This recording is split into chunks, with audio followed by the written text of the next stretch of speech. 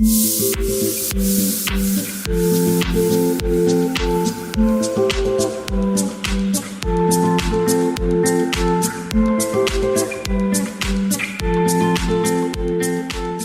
zahtjev građana u ulici Đelegradske i Nikole Neškovića, Savez mesne zajednice Bratstvo i jedinstvo inicirao je radnu akciju na čišćenju kanala između ulice Nikole Neškovića i Đelegradske. I veliko nam je zadovoljstvo što se veliki broj građana podržao ovu akciju koja je koristi za sve građane ovog dela grada. U ovom delu grada prostire se kanal koji dugo nije očišćen.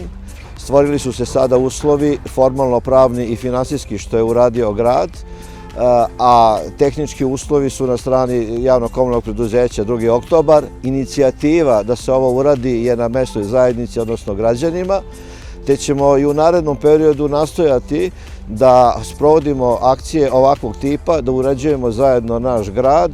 Ovog puta čistimo kanal i uređujemo bankine, održavamo kolovoze, ali bit će i drugih akcija koje ćemo zajedno sprovesti, ali uvek na inicijativu građana u saradnji sa gradom.